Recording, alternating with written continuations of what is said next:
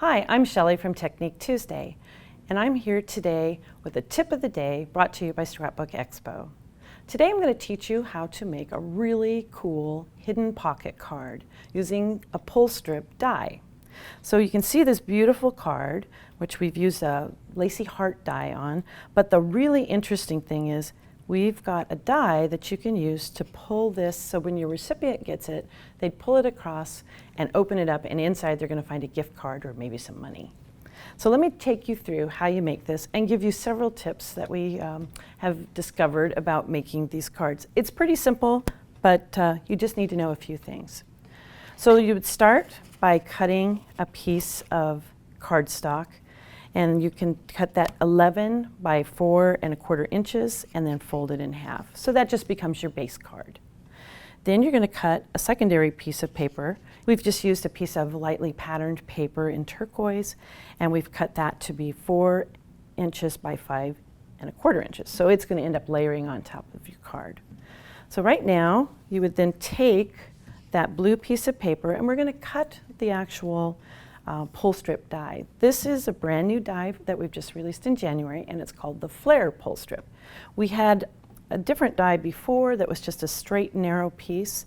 The new one has a bigger 1-inch pull on the front of it, so all of our Flare 1-inch Flare circle stamps will fit in this, as well as a brand new Love Borders stamp set that we've put out that has pieces that will fit in the circle and also sentiments that will then stretch across the pull. So to cut this, all you would do is lay it on your paper, and you want, when you're doing it, you want it to be far enough in that you're going to have room to put adhesive around the edges, and your die may extend off the side of your card. So here's a little tip. Once you get it where you want it to be, hold it in place with washi tape or a Post-it, whatever you've got handy, and then you're just going to take it and run it through your die machine. So after it's been cut, you're going to see just the tab is what is going to be open and cut all the way through. The remainder of the die just makes little hash marks so that when you get ready to really rip it, it'll pull, but in the meantime, it stays stable.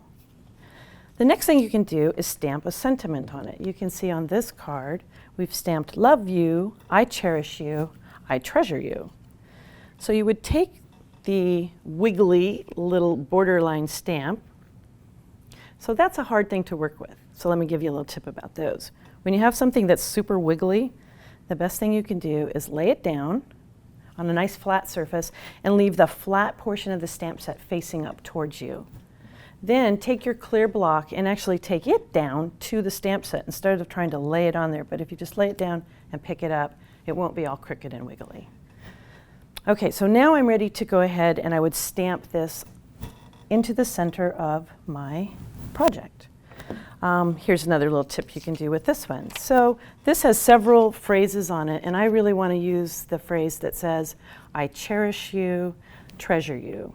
So you could mask off the actual pull up here at the front, and then you could take another piece of paper or another little Post-it and just stick it at the other end, and then line up the exact sentiments that you want to land in the middle of your pull strip. On our card, we heat embossed just so that the crispness of the message came out really well. So you would then stamp your image and you're ready to go to your final step. So this is where the really fun part comes in. What kid wouldn't want to open a card that had some money or a gift card inside? This card I think that we made would be beautiful for a wedding card, and you could put a nice little gift inside for your happy couple. So before you would adhere, oops, wrong piece. Before you adhere your pull strip card, you want to put your gift card inside. So you're going to put your gift card or your money inside the card, and then you would apply your adhesive either directly to the card or directly to the back of your front. One little tip I will give you on this too is don't get adhesive behind your pull strip. It makes it a lot harder to pull up. So once your adhesive is down, you would then just place it on the card to finish it off. Now, the last thing we did on this card to finish it off was use the lacy heart die. What we did with this is we actually, you may not be able to see it, but there's 3 layers here.